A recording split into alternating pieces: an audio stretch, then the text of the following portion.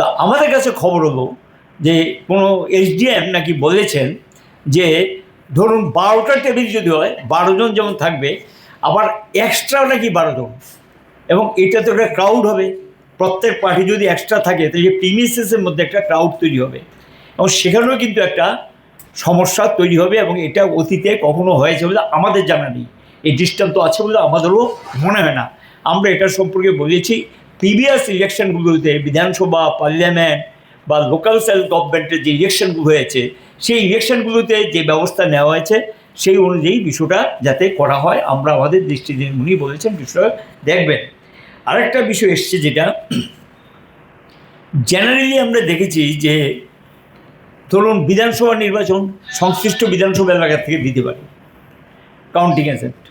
এখন গিয়ে ধরুন এডিসির ইলেকশন, তাহলে এডিসি যে সিটের ইলেকশন, সেই সিট মানে দ্যাট ইজ কনস্টিটিউয়েন্সি, সে কেন্দ্রটার অধীনস্থ এলাকার লোকদের এজেন্ট করা যায়। আর যদি কোনো অসুবিধা থাকে সাধারণত আমরা দেখেছি যে নিয়ারেস্ট যে কনস্টিটিউশন অ্যাডজাসেন্ট, নিকটবর্তী যে কনস্টিটিউয়েন্সি আছে সেখান থেকে দেওয়ার ক্ষেত্রে কোনো কোনো ক্ষেত্রে অ্যালাউ করেছে। কিন্তু এডিসি এরিয়ায় নন এডিসি লোক কাউন্টিং এজেন্ট দিয়েছে, এটা আমাদের স্মরণে আসছে না।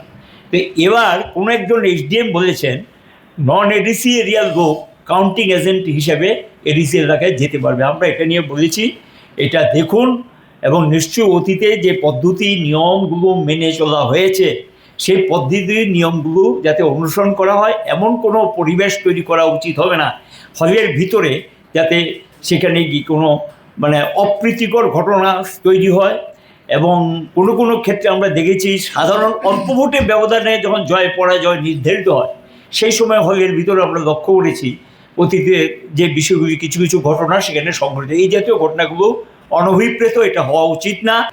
স্টেট ইলেকশন কমিশনার বলেছে, আমি সবটা নোট করে নিয়ে গেলাম, আপনাদের বক্তব্য শুনলাম, আমি বসবো দেখব কতটুকু কী করা যায়, এবং উনি আমাদের যে বিষয়গুলি আমরা উপস্থাপিত করেছি এগুলো সম্পর্কে তিনি কোনো যে মানে এগুলি কোনো প্রকার যৌক্তিকতা নেই বা অযৌক্তিক এই ধরনের কোনো বক্তব্য তিনি রাখেননি, এবং আমরা মনে করি যে এটা যৌক্তিকতা সহকারে আমরা যে ব্যাখ্যা দিয়েছি এটা নিশ্চয়ই সেই অনুযায়ী election commission, state election commission ব্যবস্থা নেওয়া উচিত। কারণ ভোটের দিনের অভিজ্ঞতাটা ভালো না, এবং বহু রক্তক্ষয়ের ঘটনা ঘটেছে, এবং নির্বাচন সুষ্ঠু অবাধ হওয়ার ক্ষেত্রে সেই ভূমিকা নিতে পারেনি।